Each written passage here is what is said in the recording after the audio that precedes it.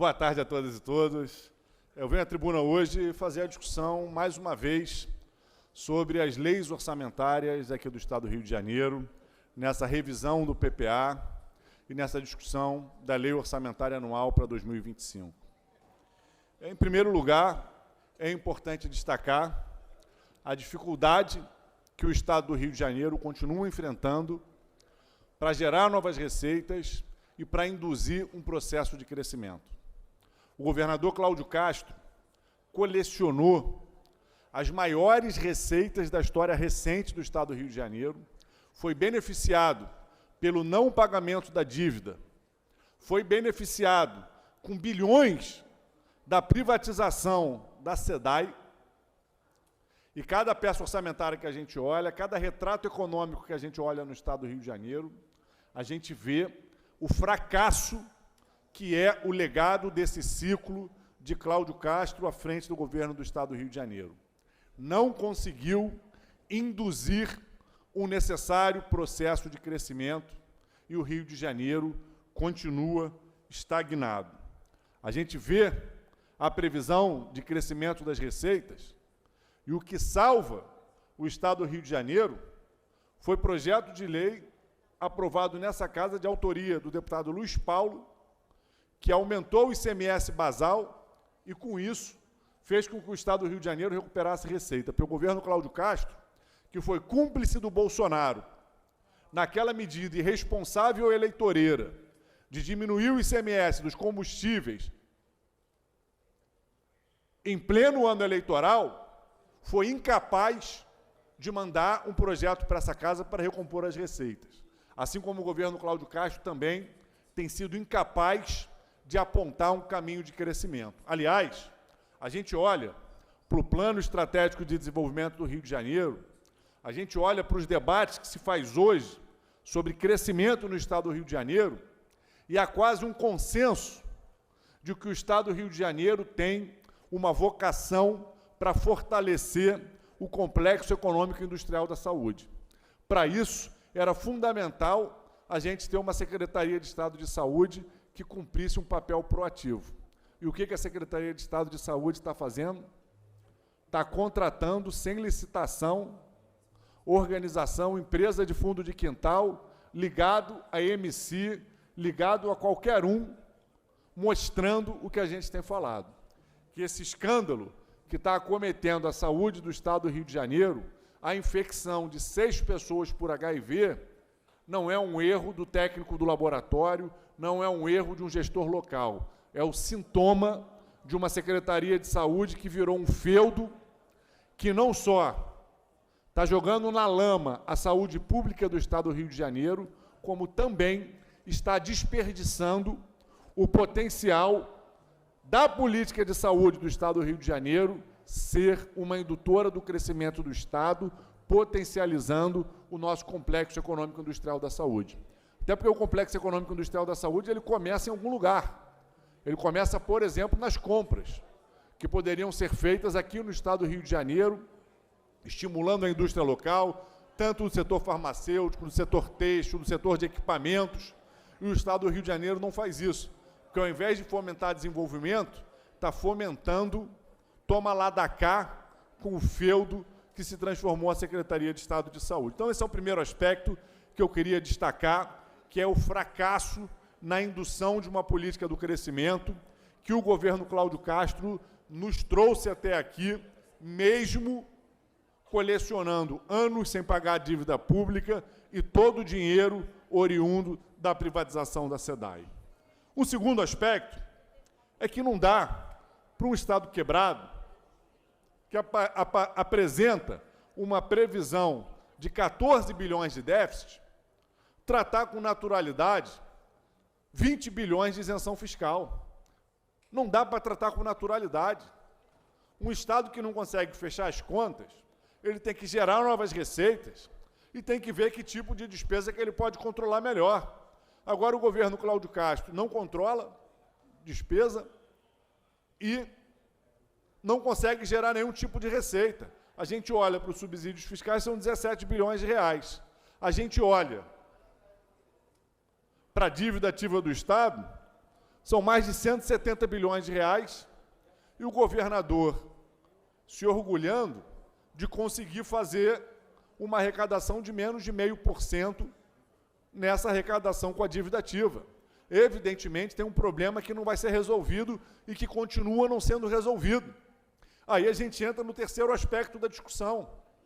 É evidente que o Pacto Federativo no Brasil, especialmente a renegociação das dívidas públicas dos estados, organizadas e realizadas no governo Fernando Henrique Cardoso, deixaram um passivo para os estados que é inaceitável. Os estados pagam juros de agiotagem à União, o que, obviamente, é um instrumento de desequilíbrio do Pacto Federativo. Pagar 4% de juros acima da inflação é inaceitável. Mas o governo do Estado do Rio de Janeiro não consegue, de forma alguma, se organizar para enfrentar essa questão, porque ele está sempre quebrado de pires na mão, porque não consegue também olhar para a sua realidade e tentar resolver. Por exemplo, e esse é um debate que a gente faz aqui com frequência, o deputado Luiz Paulo tem projetos sobre isso, a gente sabendo que temos a dívida ativa concentrada em grandes agentes econômicos, como a Petrobras, como o Grupo FIT, também atuante no setor do petróleo, por que o Estado do Rio de Janeiro ainda não tem uma legislação de devedor quanto mais? Para constranger, para evitar que esses atores continuem colecionando dívidas com o governo do Estado para empurrar com a barriga, para renegociar e para não pagar muito, não pagar nunca. É inaceitável. E o governo é cúmplice.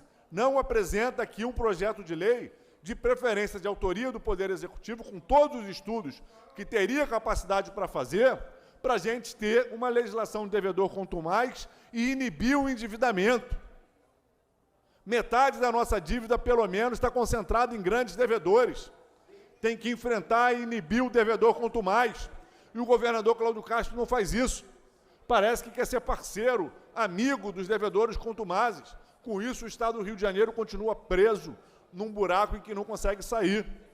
E aí, dependendo do que for apresentado e aprovado em termos de política da renegociação da dívida com os estados, é possível que o Estado do Rio de Janeiro tenha dificuldade para aderir, inclusive, a um acordo vantajoso, porque está amarrado nas cordas que o governador Cláudio Castro deixa a gente preso. Além disso, um quarto ponto que eu quero trazer aqui para o debate é o de algumas ausências que a gente vê nessa lei orçamentária. Primeiro, não tem a previsão de investimentos no modal aquaviário, nas barcas. Está em curso uma licitação em que o governo vai mudar o modelo de exploração, vai deixar de ser uma concessão, vai passar a ser uma contratação de serviço. Isso vai requerer aporte do Estado e investimentos em equilíbrio de caixa, e o governo não prevê menos de R$1 milhão de aporte no transporte aquaviário. Para que é isso? Está subestimando uma despesa para depois, ao longo do ano, dizer que não tem dinheiro e querer meter a mão no dinheiro dos aposentados, como já fez esse ano. O governo tem que mandar uma peça real. Se esse ano o governo, pelo menos, não está superestimando as receitas, não pode também subestimar despesas óbvias que vão acontecer. O governo fez uma negociata com a CCR, passando por cima de uma decisão do Superior Tribunal de Justiça, e reconheceu uma dívida de quase R$1 bilhão com a CCR, porque o governo resolveu reconhecer, a arrepio das decisões judiciais em vigor, que a barca é um modal que estava operando com desequilíbrio econômico-financeiro. Como é que o governo, num ano, reconhece R$1 bilhão de dívida com a CCR e, no outro, não prevê nem R$1 milhão para fazer o sistema funcionar num modelo em que o Estado vai ganhar ainda mais centralidade no funcionamento do sistema? Evidentemente está errado. Tem irresponsabilidade do governo. Foi irresponsável quando passou a mão na cabeça do CCR de uma ação que já tinha decisão do Superior Tribunal de Justiça, e está sendo irresponsável agora, quando está no meio de um edital do transporte e não prevê o recurso que vai ser fundamental para que o modal funcione. Então, esse é um ponto que eu queria trazer.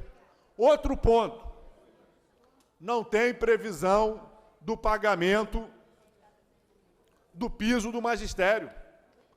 O governo Cláudio Castro, inimigo da educação, vai terminar o governo sem pagar o piso do magistério. Não dá para o Rio de Janeiro continuar sendo o pior salário do Brasil. Isso está nos empurrando a termos também as piores escolas. Vide as avaliações. O Rio de Janeiro está em penúltimo no IDEB, despencou mais uma vez. Quem paga mal colhe o fruto. Tem um profissional estressado, sobrecarregado, mal remunerado, que não consegue entregar para os nossos estudantes aquilo que ele tem potencial para fazer. Aliás, tem uma fuga de cérebro na rede estadual. Professor se exonerando porque não suporta mais o salário. Cidadezinha do interior do estado com 30 mil habitantes pagando salário mais alto do que o do estado. É um absurdo. Tem uma fuga de cérebro da rede estadual. São centenas e centenas de pessoas se desfiliando da nossa rede, se exonerando da nossa rede estadual todos os anos. Centenas e centenas de professores saindo da rede estadual porque recebem o salário mais baixo do Brasil. Além disso, o Estado também não prevê o repasse para a educação e para a saúde dos royalties e participações especiais do petróleo referentes ao pré-sal. E aí é a contradição do governo. O governo não repassa o que tem que repassar para a educação e para a saúde, dizendo que se tirar dinheiro do Rio Previdência, o Rio Previdência vai quebrar. Agora, por outro lado, o governo fez um decreto ilegal e tirou dinheiro do Rio Previdência, dizendo que era para pagar a dívida, que já está paga, numa manobra contábil, que ainda vai levar à inelegibilidade do governador Cláudio Castro, porque ele alegou na Justiça, no decreto, que estava tirando 5 bilhões do Rio Previdência para pagar a dívida com a União. Ele fez isso no mês de setembro. Só que no mês de setembro, a dívida do Estado com a União, referente ao ano de 2024, já estava paga. Isso vai levar o governador Cláudio Castro à inelegibilidade, porque está fazendo uma lambança contábil, uma ilegalidade com o dinheiro dos aposentados. Então, o governador Cláudio Castro não investe o que manda a legislação de royalties do petróleo e participações especiais em educação e saúde, valor que seria suficiente para pagar o piso do magistério, para integralizar o PCCS da saúde, que até hoje está pendurado uma parte dele que não foi integralmente paga. E, por outro lado, ele tira o dinheiro para fazer o que ele quiser, porque ele usou como justificativa pagar uma dívida que já está paga. Então, ele tirou para fechar o ano, fechar o caixa da maneira que quiser. Se tivesse responsabilidade, zelo com o orçamento público, tinha mandado um projeto de lei para essa casa para poder acessar os recursos do Rio Previdência e tinha mandado uma justificativa plausível de com que ele queria gastar o dinheiro. Aí eu falo com toda clareza. Nós do PSOL, deputada Tia Ju, desde que teve a crise em 2015, a gente sempre colocou, evidentemente, a prioridade ao salário do servidor. Mas não dá para o governador gravar vídeo na internet, fazendo chantagem com o servidor, dizendo que o dinheiro é para pagar o salário. Na justiça, ele diz que o dinheiro é para pagar a dívida. No final, a gente sabe que o dinheiro vai para o buraco negro dos esquemas de Cláudio Castro e da sua turma. Se ele manda para cá um projeto de lei com transparência e diz, olha, a gente precisa de 1,5 bilhão para fechar a folha de 2024, esse aqui é o cálculo, essa é a questão, quem vai ficar contra? A oposição nessa casa tem mais responsabilidade que esse governo. Esse governo botou o governador para fazer essa lambança contábil, vai ficar inelegível, porque tirou dinheiro do Rio Previdência de forma ilegal com uma canetada. Isso vai deixar um buraco atuarial ainda maior. E nós da oposição estamos cobrando, manda um projeto de lei para essa casa e vamos fazer o debate com transparência, com responsabilidade, para que daqui a 2, 3 anos os aposentados não estejam sem receber as suas aposentadorias, porque Cláudio Castro está repetindo o que Sérgio Cabral e Pezão fizeram e está criando as condições para a quebradeira do Rio Previdência. Então, por fim, eu destaco que, mais uma vez, é uma peça orçamentária que reflete a mediocridade do governo Cláudio Castro. um governo que não tem projeto de crescimento para o Estado do Rio de Janeiro, um governo que não tem projeto de desenvolvimento para o Estado do Rio de Janeiro, um governo que continua premiando com isenções fiscais grandes grupos econômicos que não trazem investimento para o Estado do Rio de Janeiro, um governo que continua de joelhos para os grandes devedores, sendo incapaz, inclusive, de mandar para essa casa um projeto como o do devedor Quanto Mais. E faz tudo isso castigando o servidor, sem integralizar o PCCS da saúde, sem pagar o piso da educação e descumprindo o acordo dos servidores públicos que ele acionou quando sancionou a lei que repartiu a recomposição das perdas salariais dos servidores. Então, é mais uma peça que reflete a mediocridade do governo Cláudio Castro.